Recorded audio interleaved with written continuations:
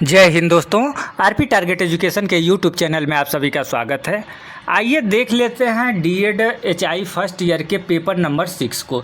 दोस्तों paper number 6 video number 8 होगा। इसके पहले हम लोग दोस्तों 7 वीडियो देख चुके हैं। पेपर नंबर 6 के 7 वीडियो देख चुके हैं। ये 8वां वीडियो है, ठीक है। और ये जो दोस्तों जो चैप्टर है, ये चैप्टर आपका 8वां यूनिट का होगा और व्याकरण अध्ययन होगा। यानी कहने का मतलब ये है कि जो यूनिट नंबर 8 आपको पढ़ना है, इसमें व्याकरण अध्ययन पढ़ना है, स्टडी ऑफ ग्रामर पढ़ना है। ग्रामर होता क्या है, व्याकरण होता क्या है, इसके बारे में थोड़ा सा हम प्रकाश डालेंगे। उसके बाद दोस्तों इसमें जैसे हम लोग एचआई के बारे में पढ़ रहे हैं, हियरिंग इम्पेयर्ड के अंतर्गत हम लोग डीएड कर रहे हैं, डीएड के क्लास को देख रहे हैं। तो जो व्याकरण होता है दोस्तों, व्याकरण ये श्रवण दिव्यांग बच्चों के लिए किस तरीके से उपयोग में लाया जाएगा, व्याकरण का जो श्रवण दिव्यांग बच्चे हैं उनके जीवन में क्या उपयोग होगा, पढ़ाई में क्या उपयोग होगा, इसको भी इसके अंतर्गत हम लोग देखेंगे। लेकिन सबसे पहले शॉर्ट में व्याकरण के छोटे छोटे जो अर्थ हैं, परिभाषा है, वाक्य है इत्यादि को हम लोग जल्दी जल्दी देख लेते हैं। उसके बाद से दिव्यांग बच्चों के लिए जो व्याकरण है उसका क्या महत्व है, इसको हम लोग देखेंगे। दोस्तों सबसे पहले आता है भाषा। भाषा का अर्थ, भाषा क्या होता है, हम लोग जो भाषा है इसके बारे में पढ़े भी हैं, जानते भी हैं, आप भी जानते होंगे।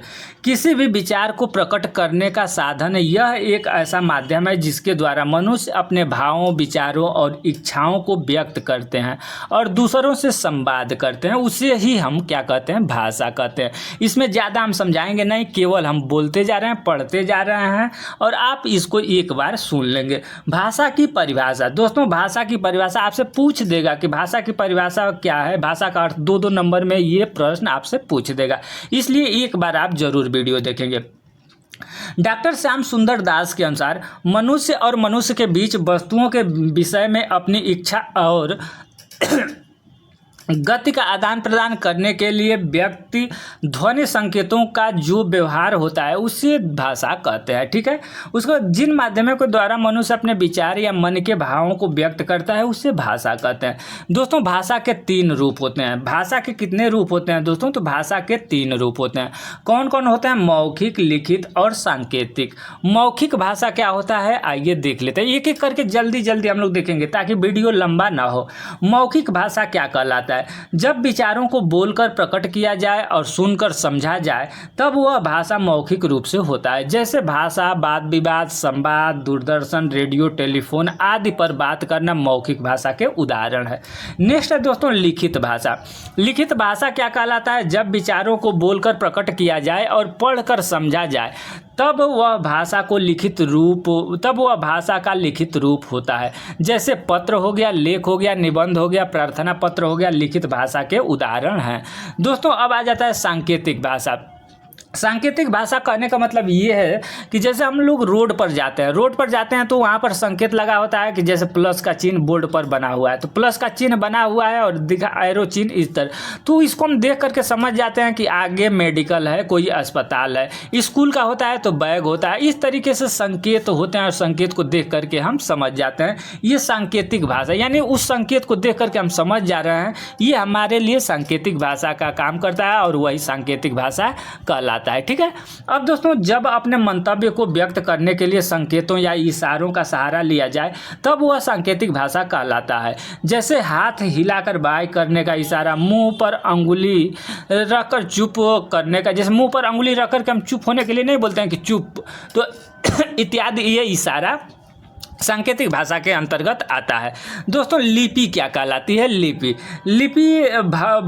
मौखिक ध्वनियों को लिखित रूप में प्रकट करने के लिए निश्चित किए गए चिन्हों को, व्यवस्था को लिपि कहते हैं। किसी भी भाषा को लिखने व समझने के लिए सर्वप्रथम उस भाषा के वर्णों एवं चिन्हों की जानकारी का होना अति आवश्यक है, उसे ही लिपि कहते हैं। जैसे देख लीजिए दोस्तों, यहाँ पर हिंदी भाषा की लिपि देवनागरी है, यह संस्कृत की विकसित रूप है। संस्कृत की लिपि भी देवनागरी है, जबकि पंजाबी की गुरमुखी, अंग्रेजी की रोमन, उर्दू और लिपि अरबी फारसी है। ये एक एक नंबर के प्रश्न में आपसे पूछ सकता है, इसलिए इसको भी आप लोग ध्यान से देख लीजिएगा। दोस्तों आइए लिपि हम देख लेते हैं कि कौन भाषा है, भाषा की लिपि कौन कौन से है। यहाँ संस्कृत की दोस्तों देवनागरी लिपि है, पंजाबी की गुरुमुखी है, अंग्रेजी की रोमन है और मराठी की देवनागरी है, पाली की देवनागरी है, नेपाली की देवनागरी और उर्दू की अरबी फारसी। ये सारी लिपियाँ हैं, आप अपने अनुसार देख लेंगे और एक बार पढ़ लेंगे। दोस्तों यहाँ पर जैसे हिंदी और अंग्रेजी भाषा की लिपि बाईं से दाएं तरफ, जैसे हम लोग पढ़ रहे हैं लिख रहे हैं, ये बाईं से दाईं तरफ है। लेकिन अगर देखा जाए तो उर्दू अरबी फारसी जो भाषा होती है ये इधर से चलती है, यानी जो ये उर्दू और फारसी होते हैं इधर से लिखा जाता है, इस साइड से लिखा जाता है। ये आपका उर्दू फारसी जो लिपि होती है ये दाएं से, इधर दाएं से क्या होता है, दाएं से बाएं के तरफ चलता है, ठीक है, दाएं से बाएं के तरफ। नेक्स्ट है दोस्तों व्याकरण किसे कहते हैं? व्याकरण दोस्तों वह विद्या है, हम लोग पढ़े हैं पहले, आप लोग भी पढ़ेंगे। व्याकरण वह विद्या है जिसके द्वारा ठीक लिखना पढ़ना समझना आ जाए, उसे ही व्याकरण कहते हैं। तो व्याकरण को आमतौर पर नियमों के समूह के रूप में परिभाषित किया जाता है, जो यह बताता है कि किसी भाषा में शब्दों का उपयोग लिखित और बोलकर कैसे किया जाता है। यह इस बात का मानक तय करता है कि शब्दों के समूह और वाक्यों को एक साथ कैसे व्यवस्थित किया जाना चाहिए। ये आपका व्याकरण होता है। व्याकरण के अंग दोस्तों, व्याकरण के कौन कौन से अंग होते हैं? तो व्याकरण के यहाँ पर देखेंगे वर्ण विचार क्या होता है? इसमें वर्णों के बारे में विचार किया जाता है। शब्द या पद विचार, इसमें तरह तरह के शब्दों या पदों की रचना के विषय के बारे में विचार किया जाता है। वाक्य विचार, इसमें विविध प्रकार के वाक्यों और उनके शब्दों के बारे में विचार किया जाता है। रूप विचार, इसके अंतर्गत शब्दों के रूप परिवर्तन, इसकी रचना और भेद आदि का अध्ययन किया जाता है। ये व्याकरण के निम्नलिखित अंग के अंतर्गत आते हैं। अब आ गया दोस्तों मोस्ट इंपॉर्टेंट जो व्याकरण से संबंधित आपका ये प्रश्न था, ये प्रश्न आपको देखना है और ये आपको अच्छी तरीके से पढ़ लेना है। लेकिन यहीं पर एक बात हम बता देना चाहते हैं कि अगर आपको ये डीएड एचआई का, यहाँ पर आप लोग देख रहे हैं कि डीएड एचआई फर्स्ट ईयर का ये पेपर चल रहा है और छठा पेपर आप लोग देख रहे हैं। इसके बाद इसके पहले हम लोग पहला पेपर, दूसरा, तीसरा, चौथा, पांचवा, ये सारे पेपर का सिलेबस, आपका प्रीवियस ईयर के प्रश्न और टॉपिक वाइज वीडियो मैं अपने चैनल जो आरपी टारगेट एजुकेशन चैनल है, आरपी टारगेट एजुकेशन, इसके प्ले लिस्ट में आप जाएंगे तो वहाँ आपको डीएड एचआई करके पेपर नंबर 1, पेपर 2, पेपर 3, 4, 5, 6 करके आपको मिलेगा। वहाँ से सारे पेपर, प्रीवियस ईयर के पेपर और टॉपिक वाइज वीडियो देख करके आप अपनी तैयारी 100% कर सकते हैं। और एक काम और करेंगे कि हमारे टेलीग्राम चैनल, चूँकि वहाँ पर जो भी पेपर से संबंधित, जैसे मान लीजिए कि एग्जाम डेटा गया, प्रैक्टिकल का डेटा गया या कोई और महत्वपूर्ण जो सूचना होती है, उसको मैं अपने RP target education Telegram group है उस पर आप सर्च करेंगे आरपी टारगेट एजुकेशन और वहाँ जा कर के ऐड हो जाएंगे, तो वहाँ से आपको सूचना मिल जाएगी। नहीं तो हमारे व्हाट्सएप ग्रुप में आप चाहें तो जुड़ सकते हैं। ये 8004 और 235133 ये हमारा व्हाट्सएप ग्रुप है। इसमें आप व्हाट्सएप करेंगे हाई लिख करके, मैं आपको जो आरपी टारगेट एजुकेशन का व्हाट्सएप ग्रुप है उसमें ऐड कर देंगे, वहाँ से भी आपको जानकारी मिल जाएगी। आइए देखते हैं जो टॉपिक है। और एक बात और, आप वीडियो अगर देख रहे हैं, वीडियो अच्छी लग रही है, जानकारी अच्छी लग रही हो तो लाइक कर देंगे। लाइक करते हैं तो उससे हम मोटिवेट होते हैं। और इसके बाद जैसे पेपर समाप्त होता है, अनेक प्रकार के जो भी आपके टॉपिक होंगे या कुछ और प्रीवियस ईयर के पेपर होंगे, हम उपलब्ध आपको कराने का प्रयास करेंगे। जितने अधिक से अधिक संख्या में आप लोग देखेंगे उतना ही हम आपको अच्छे से अच्छे कंटेंट देने का प्रयास करेंगे। और प्रीवियस ईयर के 2021, 2022, 23, 24 इत्यादि जो भी पेपर है सारे देने का मैं प्रयास करूंगा। आइए देख लेते हैं श्रवण बाधित बच्चों को भाषा और व्याकरण सिखाना, यानी श्रवण बाधित अगर बच्चा है तो उसको व्याकरण और भाषा सिखाना है तो कैसे सिखाएंगे। श्रवण बाधित बच्चों को सुनने की समस्या होने के कारण उसमें भाषा का विकास बाधित होता है। एक सामान्य बालक एक सामान्य बच्चा क्या होता है कि सुन करके अपने आसपास के वातावरण से भाषा ग्रहण करता है और साथ साथ ग्रामर व्याकरण भी उसमें प्राकृतिक ढंग से विकसित हो जाता है। परंतु श्रवण बाधित बच्चों को सुनने में समस्या होने के कारण वह वातावरण के सामान्य बच्चे की तरह भाषा और व्याकरण ग्रहण नहीं कर पाते हैं। दोस्तों यहाँ तो सही बात है कि जैसे मान लीजिए कि जो कोई बच्चा सुन रहा है, कोई बच्चा जो सुन रहा है वो मम्मी पापा की आवाज़, भाई बहन का आवाज़, गाँव में घूम फिर रहा है, मेला जा रहा है इत्यादि बहुत सारे जो भी आवाज़ आ रही है उस सबको सुन रहा है, समझ रहा है, तो वहाँ से उसके अंतर्गत भाषा विकास हो जा रहा है, व्याकरण विकास हो जा रहा है। लेकिन आप सोचिए कि कोई बच्चा नहीं सुन पा रहा है तो उसके अंतर्गत हम लोग कैसे भाषा और व्याकरण का डेवलप करेंगे। तो यही इसके अंतर्गत बताया गया है, इसलिए वह इसका अपने दैनिक जीवन के वार्तालाप में उपयोग भी नहीं कर पाते हैं। अतः श्रवण बाधित बच्चों को भाषा के साथ साथ व्याकरण भी सिखाया जाता है और उसका अपने दैनिक जीवन के वार्तालाप में उपयोग करना सिखाया जाता है। श्रवण बाधित बच्चों को भाषा और व्याकरण सिखाने के लिए उनके पद्धति का उपयोग यानी अनेक पद्धति का उपयोग किया जाता है। जैसे मान लीजिए कि अगर श्रवण बाधित बच्चा है तो उसके लिए विभिन्न पद्धतियाँ होती हैं जिसके द्वारा हम बच्चे को भाषा और व्याकरण सिखा सकते हैं। पहला है प्राकृतिक पद्धति। प्राकृतिक पद्धति का मतलब होता है दोस्तों कि जो बच्चा है, मान लीजिए कि पेड़ पौधा जंगल या कुछ इस तरीके से है, तो उस बच्चे को हम ले जाएंगे प्राकृतिक, और प्रकृति में दिखा करके उसको देखेगा बच्चा और देख करके समझने का प्रयास करेगा, और उसमें हम लिप रीडिंग या हियरिंग एड कान का मशीन लगा करके उसको उसके बारे में समझाने का प्रयास करेंगे और वो बच्चा समझने का प्रयास करेगा।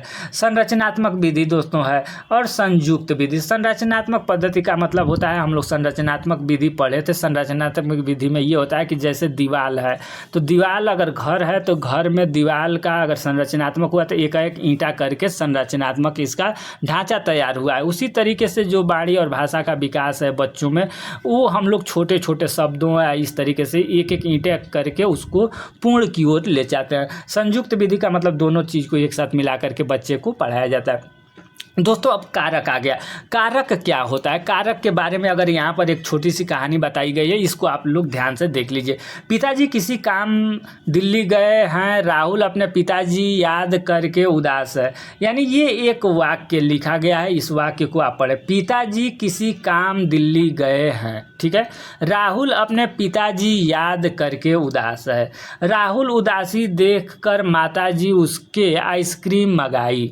आइसक्रीम देखकर रोहित प्रसन्न फूल गया। ये आप देख रहे हैं कैसा वाक्य है? सही नहीं लग रहा होगा कुछ आपको। सही क्यों नहीं लग रहा है? तो इस उपयुक्त पंक्ति में संज्ञा सर्वनाम तथा क्रिया इत्यादि सभी प्रकार के शब्द हैं, लेकिन कोई सार्थक वाक्य नहीं बन पा रहा है क्योंकि प्रयोग किए गए शब्दों का आपस में एक दूसरे से कोई संबंध नहीं जुड़ रहा है। इन्हीं शब्दों में कुछ शब्दों को जोड़कर लिखा जाए तो संबंध जुड़ जाएगा। अब देखिए इसमें क्या जुड़ा है। राहुल के पिताजी किसी काम से दिल्ली गए हैं। राहुल अपने पिताजी को याद करके उदास है। राहुल की उदासी देखकर माताजी ने उसके लिए आइसक्रीम मंगवाती हैं। आइसक्रीम देखकर राहुल प्रसन्न से फूल गया। तो इसमें इस वाक्य में क्या हुआ है? तो के से को की ने लिए से शब्दों द्वारा वाक्य पूर्ण एवं स्पष्ट हो रहा है। तो ये सभी कारक चिन्ह कहलाते हैं, ठीक है, जो कारक चिन्ह कहलाते हैं दोस्तों। अब कारक एवं कारक के भेद, आप तो कारक पढ़े ही होंगे, कारक क्या कहलाता है, कारक के भेद कितने होते हैं। तो दोस्तों कारक संज्ञा या सर्वनाम का क्रिया के साथ संबंध बताते हैं। इन्हें कारक के भेद के रूप में भी जाना जाता है। कारक के 8 भेद होते हैं: कर्ता, कर्म, करण, संप्रदान, अपादान, संबंध, अधिकरण और संबोधन। कारक के भेद और उसके चिन्ह आप लोग एक बार देख लीजिए। दोस्तों कर्ता कारक का चिन्ह है ने, यानी कोई भी अगर देखा जाए तो कर्ता वह है जो क्रिया करता है जिसका चिन्ह है ने। उदाहरण राम ने पुस्तक पढ़ी। कर्म को है, ठीक है, यानी उदाहरण राम ने पुस्तक को, ये आपका कर्म कारक है। करण कारक का चिन्ह है आपका या से के द्वारा, यानी करण वह साधन है जिसके द्वारा क्रिया की जाती है, इसका चिन्ह है से या के द्वारा, ठीक है। उदाहरण के लिए राम कलम से लिखता है।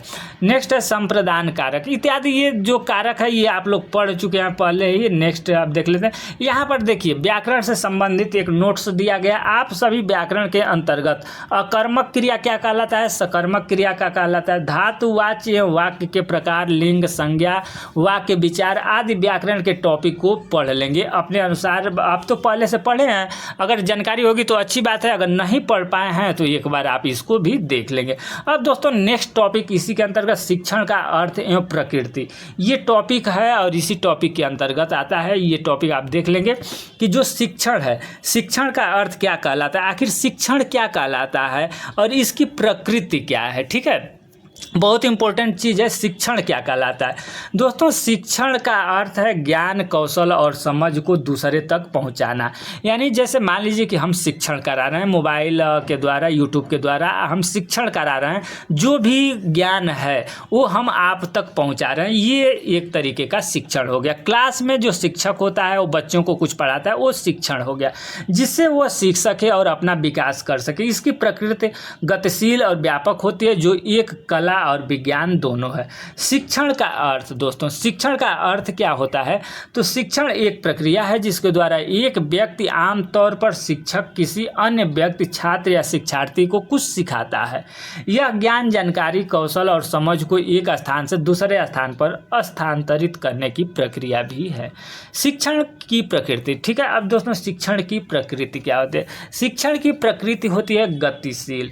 शिक्षण एक निरंतर प्रक्रिया है जो समय के साथ बदलती रहती है। शिक्षकों को अपनी शिक्षण विधियों और सामग्री को नवीनतम ज्ञान और तकनीकों के साथ अपडेट रखना चाहिए। व्यापक, शिक्षण का दायरा बहुत व्यापक है जो विभिन्न क्षेत्रों और स्तरों पर लागू होता है। इसमें औपचारिक शिक्षा जैसे स्कूल और कॉलेज, अनौपचारिक शिक्षा जैसे घर पर सीखना और गैर अनौपचारिक शिक्षा जैसे कार्यशालाएं शामिल हैं।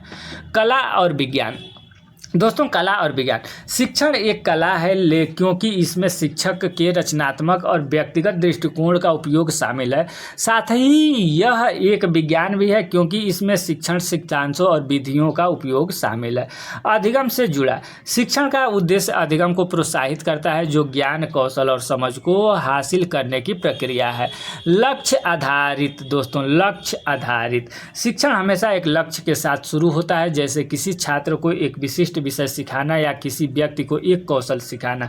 निष्कर्ष क्या निकलता है, यानी शिक्षण के निष्कर्ष के अंतर्गत देखेंगे तो निष्कर्ष क्या निकलता है। दोस्तों निष्कर्ष यही निकलता है कि शिक्षण एक महत्वपूर्ण प्रक्रिया है जो मानव विकास और प्रगति के लिए आवश्यक है। शिक्षण की गतिशील और व्यापक प्रकृति इसे एक कला और विज्ञान दोनों बनाती है, जो इसे एक जटिल और दिलचस्प क्षेत्र बनाता है। अब दोस्तों नेक्स्ट जो टॉपिक होगा, ये देख रहे हैं आप, नेक्स्ट जो टॉपिक होगा ये यूनिट नंबर 9 होगा।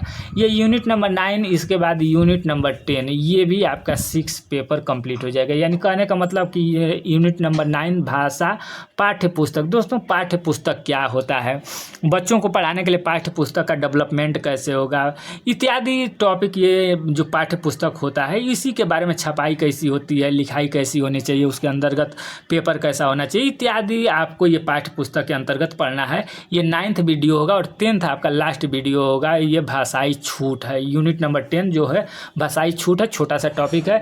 ये दोनों वीडियो के बाद हम चौथा पेपर कंप्लीट कराएंगे, क्योंकि जो चौथा पेपर है आपका छूटा हुआ है। तो चौथा पेपर हम जानते हैं कि 4-5 वीडियो में चौथा पेपर भी हम करा देंगे। इसके बाद प्रीवियस ईयर के पेपर कर लेंगे। आपका हो सकता है कि 20 जून के बाद पेपर भी हो, 20 जून के बाद आपका पेपर है।